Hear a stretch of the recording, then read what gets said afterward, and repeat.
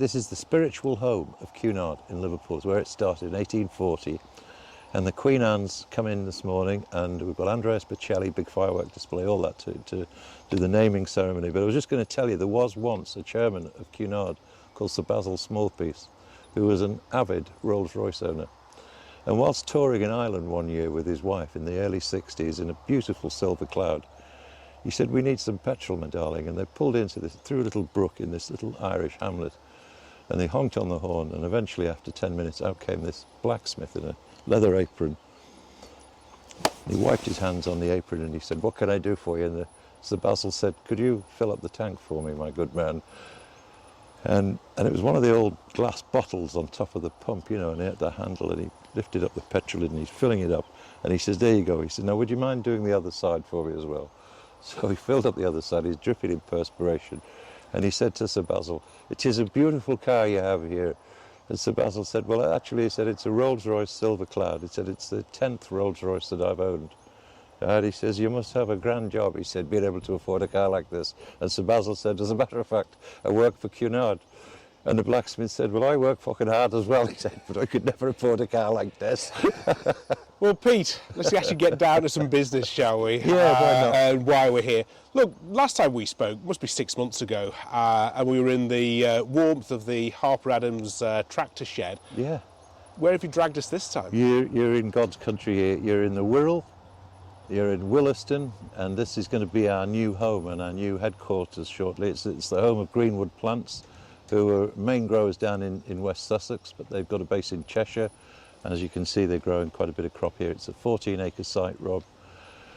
And we've got polytunnels, we've got glass, we've got open crop as well. So we saw this as we spent most of our life in horticulture over the last 6 months or more. And we came here, we did some testing back end of last year on the polytunnels and glass. And we noticed there was a bit of spare office space here. So we're shortly going to move in here. We'll have storage, we'll have training facilities and office-based facilities based here as well. So that's very nice. And we're about 10 minutes from where we live. Yeah, that's the real answer. That's the bonus. Isn't it? Yeah, absolutely. Yeah. But of course, Pete, one of the reasons we did the video last time was to talk about how people actually go about earning a living with these spray drones, because it's all well and good being able to pitch up and buy one of these things, do the training course, but you and your business partner, Kev, were the first guys to take the course back in April last year. Yeah. So, Pete, last time we spoke, you were talking about perhaps doing £1 million this year with your drone. That's a fairly impressive target. I mean, how are you getting on towards that target? We're doing really well, Rob. There's no doubt, there's no shortage of work for us. The problem will be is battling with the weather. So we've diversified as well, and we've gone into other markets that will enable us to overachieve on our targets. But that's the key to a lot of this, I think, is to find evolving markets as well. Well, that is absolutely the name of the game with the drones. You know, it is all about evolution, and that's where certainly we can see the changes coming in. So, where is your primary focus at the moment with the drones? I think it's fair to say, we're split into 3 areas. We've one completely new marketplace that we'd never even considered, that's come to us, that I can't talk too much about on film this morning because we're in the very early stages of that. Needless to say, it's nothing to do with agriculture, it's nothing to do with horticulture, and it's nothing to do with the amenities business. But it's a phenomenal marketplace, and we've got an opening to get in there. And fair to say, you wouldn't have had that opening had you not already been out spraying.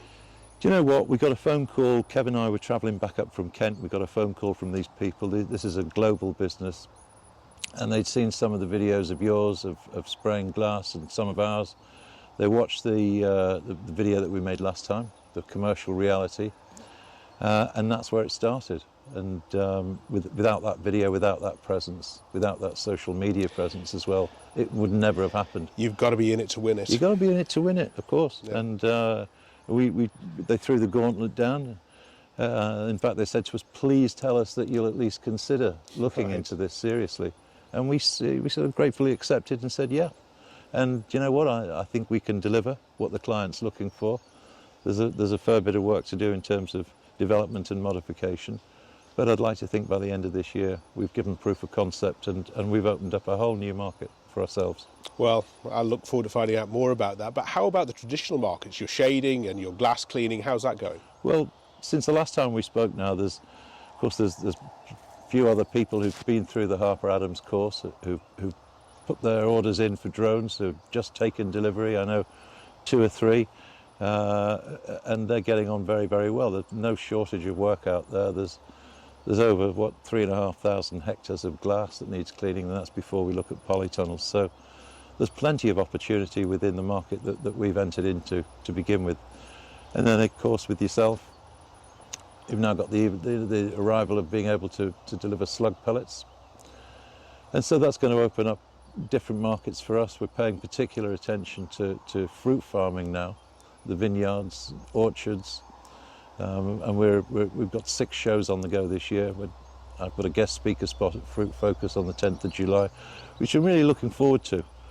And I think, the whole thing's developed now to a point where it's critically interesting, if you like, for the fruit farmer to take this more seriously. Well, you see, people learned about this through shading and cleaning. Yeah. And that's been mainly on glass. I actually think a big area is going to be the polytunnel side of things, because it's an area that hasn't been given a lot of focus up to this point, and there's a lot more polytunnel work out there than there is glass work. Probably 4 times more polytunnels than there is glass. And I mean, at the end of the day, there is an alternative with glass if you want to risk someone's life and a corporate manslaughter charge by getting them to walk the gutters. Yes. Or you could have a well kitted out rig, as a lot of the modern glass greenhouses do have, that will automate that. But you've got a choice at the moment. With a polytunnel, you're pretty limited because you can't walk on them, you can't put machines over them, and a drone is the perfect solution for what was a catastrophe in 2022 with that hot summer, when it decimated crops of fruit. And it just went in a bin. It just seems so ridiculous when that could have been avoided by using drone technology. Well, certainly polytunnels, I think, is going to be a big area for this year. Me too.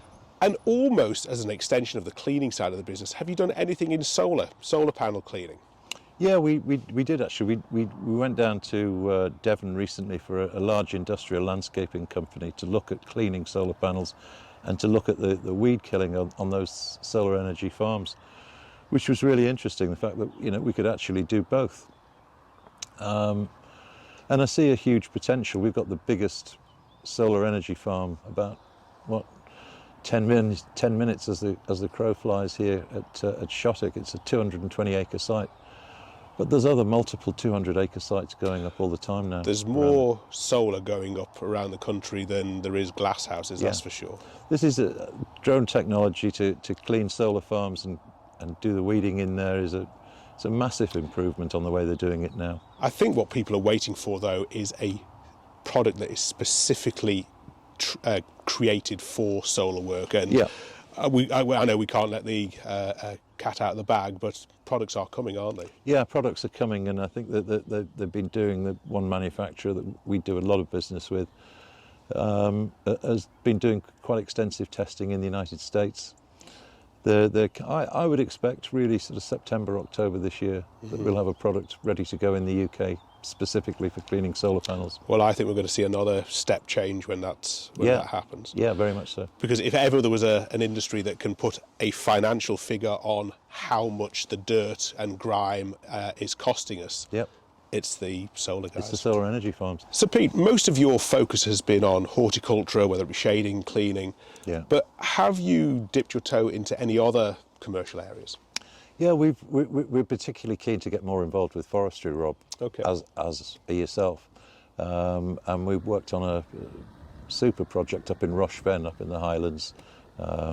Kevin went up there with yourself, and we had a crew up there doing some wild reseeding up there, which was very challenging but very exciting. And well, with the government's target of 30,000 new hectares of forestry every year, there's huge potential there. Massive potential.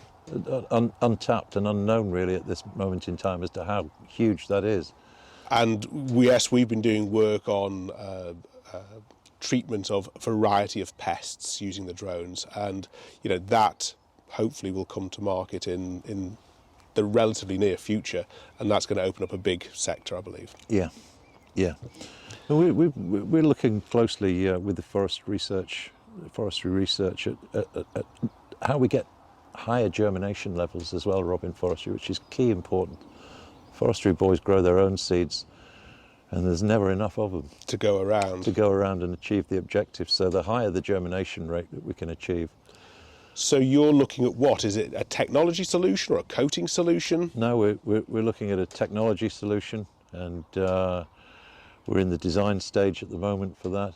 But we're hopeful to have that operational, again, probably by autumn of this year. That will make a huge difference and take germination from something like 2 or 3% in Roche Ven to over 80%. That would be a game changer. That will be a game changer. For sure. Yeah. So Pete, it sounds like you've been busy. I take it there's not been much time for anything else to change. Nothing could be further from the truth. Oh. We'd be so busy. And let me tell you, we're really, really pleased. Thanks, you gave us an introduction to Kim Hine, who's our new operations manager. He's South African, great guy, over 8,000 hours experience with XAG. You're going to put us to shame. That's more than the whole of us put together, I think. He's great. He's fully trained up with the servicing and maintenance side at XAG's factory in China with his wife, Leanne. And Kim's based in Kent. And he's been with us since the 1st of May. Oh, very good. So that's great. And we've been in talks with a potential investor since November, December 23. I'm delighted to tell you that we've now agreed. Oh, congratulations. A deal with a great company called DJEX Supplies. Oh, that is a milestone. They're a very large horticultural and agricultural supplier based in Spalding in Lincoln. The Stevenson family, Alex and his father Ron. And they're a great team there. So that really opens up a lot of different new channels for us with soft fruit, with horticulture, and some guidance and expertise and experience that we didn't have. You know, we're not from a horticultural, agricultural background, and it just made so much sense. Well, crikey, Pete, sounds like you have been busy. But hopefully one of the things that might have made life a bit easier is I believe you've taken delivery of some new kit. Yeah, we're really, really excited. We've taken delivery of 2 of the new P100 Pro drones. Congrats. Which have just flipped things completely. The productivity from this equipment's fantastic. So to put that in perspective with a P40, you know, maybe we'd do 2.5 hectares in a day with glass, shading or cleaning. The P100 Pro now is showing us it can easily handle over 1 hectare in an hour. Crikey, I mean, that is a change. Massive difference. So we've 2 of those bad boys come on board. The problem is, can Kev keep up? No. No, I didn't think so. I should say Kev's just watching and doing the filming, so... Yeah, no, they make a heck of a difference to us in terms of productivity. A bit quieter too, very easy to transport. And I've also noticed, I think the quietness and they resist the wind, and I'm sure it's this floating rotor design that has a lot to do with that. Yeah. Would never have thought it would make such a difference, No. but it's been absolutely great. Yeah, it really does handle the wind very well. So yeah, much bigger tanks, bigger pumps, bigger capacity, much more productivity. But you guys skipped the P100 and went straight from the P40 to the P100 Pro. Was that the right move? Yeah, I think it was actually for us at the time. Small is beautiful, they say. We cut our teeth, we learned, you know, just constantly get questions and emails and phone calls about, you know, how did you figure this out? How did you figure that out? And I think, you know, my answer to all of that is you just go and work it out. You got to buy it, fly it, test it, figure out what you can and can't do. And in fact, you touched on an interesting point there, that you'd be happy to speak to people. In fact, you've been very kind to us and have spoken to lots of people who phone up and say, well, what's it like in the real world, actually trying to earn a living with these drones? Yeah. Because remember, we're here to make them legal and to get the permission to fly, but it is people like yourself that are at the cutting edge earning a living. When speaking to those people, what are their typical questions? How difficult, how easy is it to find the business? What's actually involved in the flying, the licensing? How long did it take you to get going? How did you figure out what to charge per square metre, per hectare? How many hectares can you fly in a day or an hour? What are the problems? where's the issues, and there's plenty of them. There's no doubt about it. There's plenty of them, and the only way to work that out is, as I say, to work through them. We found with shading, for example, that it's so important, the ongoing preventative maintenance, not just after the job, but during the job as well. That's going to slow you down a lot if you don't do that sort of thing. But we learned that by our own mistakes. And this is working with the drone, you mean? Yeah. Yeah. Yeah. But you only learn that after Yeah. plenty of hectares of shading. Look, the weather plays such an important part that when you do get the weather right, it's so important to get in there, get on the job and get it done. The grower wants you in, job done and out with the minimum of disruption. And you want to be on to the next job as quickly as you can. We do, yeah, very much so. Yeah. Well, but you've actually taken this a step further, Pete, in that not only have you been offering this service to customers and talking to potential buyers, you've taken the step now to be a reseller. Yeah, we have. It's a big step. But do you know what? It just made so much sense to me. And going back to when Kev and I first started, we were desperate to speak to somebody who had that experience that could save us all the heartache and the dealing with the issues and the fear of the unknown. So we were getting a lot of phone calls and a lot of visits and a lot of emails about asking lots of different questions. And so it made sense to take up reseller status and maybe just change the slant on the way that the product goes from the warehouse to being used by an end user. Imagine you've left the course at Harper Adams and you've got your ticket, you've done your HGV, you've got your GVC, I should say. This is the HGV of drones, I suppose. Yeah, well, I suppose it is. You've got your GVC and your A1 chemical mixing. Then you've collected your drone and you've had a day's training there on site somewhere, maybe at your own place, showing how to operate that drone. And then they've gone. And then you're on your own. And you've got this drone and you think, am I ready now to tackle operational jobs and start getting out there into the wide world? And I would suggest probably not. It'd be a brave man who jumps straight into industrial work. So, Rob. Look, I know so. So, and why I say that, no, there's quite a bit more work to do. So we want to offer that hands-on experience here where trainees can come here. I don't like the word trainees. New drone owners, new business people can come here. We can train them on glass, how to apply shading, how to clean the glass. We've got polytunnels here as well, so we can do the training on polytunnels. We've got open crop, and we've got access to large areas of agricultural land where we can do some ag training as well. So people can get a real exposure across a whole Absolutely. spectrum of opportunities. We've even got a really nice boardroom here with plenty of tea and coffee. We've got a beautiful bakery just about half a mile from here. We've got hot sausage rolls where we sit down and we can spend a bit of time talking about, that's all great, but how do I go out and find this work? Who do I talk to? Who do I talk to? What do I charge? What do I say? What sort of marketing materials are available to me? What have you used? How did you get it to where you've got it to? And to do that part of it. And I just think that's invaluable, really. We would have loved to have had that when Kev and I first started out. You know, I'm quite happy to charge people for a contracting service that we can provide, and others out there will do the same. But the time's coming when an awful lot of these, take golf courses, landowners, the National Trust, Forestry Commission, nursery owners, farmers, soft fruit growers, vineyards, when they say, at what point do we buy our own drone and run our own operations? And last week alone, I was talking to Ron Stevenson at DJX, who had a pal who'd been over to the United States on a bit of a busman's holiday, and he'd visited a farmer out there who was growing turf, 50,000 acres of turf. Wow. And everything was sprayed by drone. So it's happening, it's here. And it's only a matter of time before people wake up to that reality and say, look, it's a £40,000 plus VAT outlay for this drone, plus a bit of training and some licensing, etc.